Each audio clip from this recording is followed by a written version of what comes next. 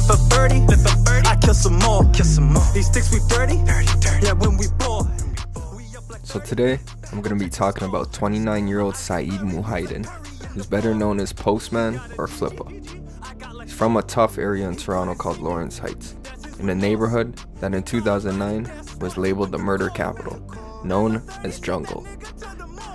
He's part of the Go Gettem Gang, a group who's not only established themselves in the streets, but also in the music scene. Flippa raps alongside Top5, another popular rapper from the same area, who's infamously known for trying to check Lil TJ when he was in Toronto for a show.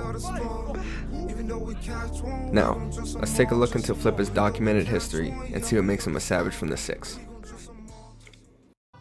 Flippa's history in the streets most likely dates much further back, but the first documented instance of him is from the spring of 2013. On April 4th, a bank robbery occurred in west of Toronto, in Mississauga, at a Bank of Montreal branch. Police say a man walked into the branch in the early afternoon and handed the teller a note that demanded cash, but the teller pressed a panic button that set off an alarm, and the suspect fled the bank empty-handed. No one was injured, and the suspect had no apparent weapon. Now, it's not clear how the police linked him to the incident, but they put a warrant out for Flippa's arrest for robbery.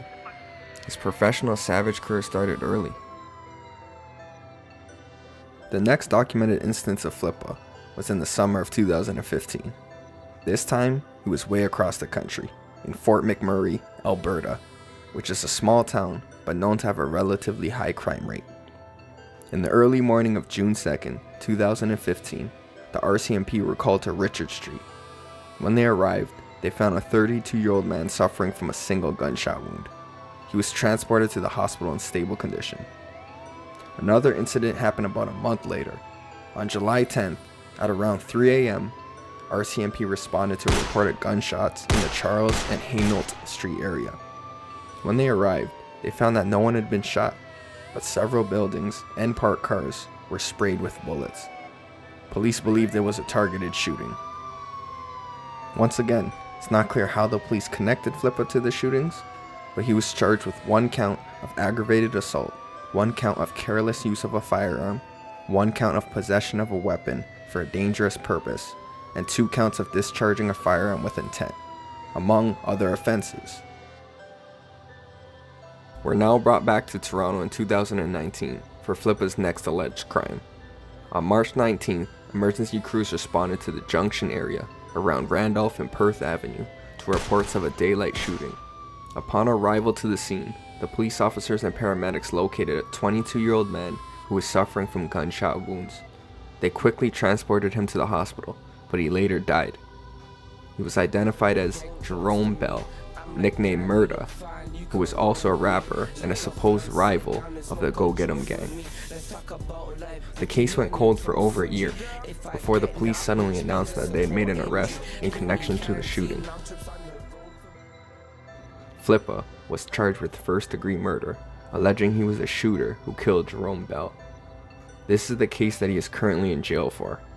There hasn't been a trial yet, so he is innocent until proven guilty.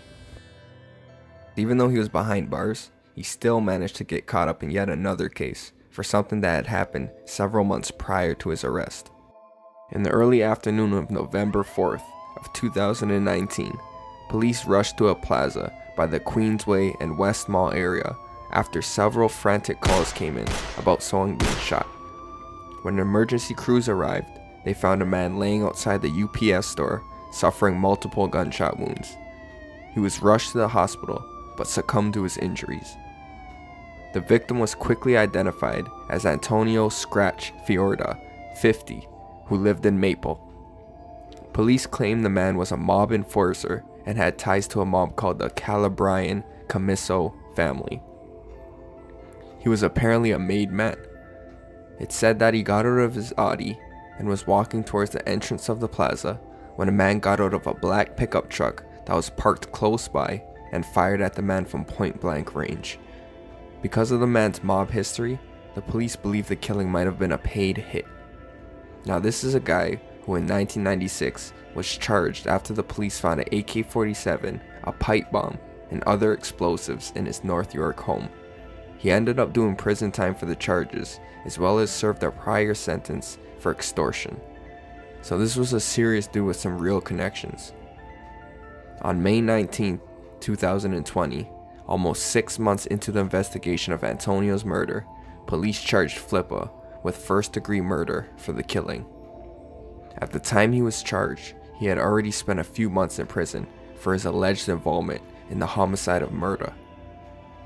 Both of these cases have yet went to trial, so Flippa may very well end up beating them and getting out, in which case he'll be known for being a rapper who really lives what they rap.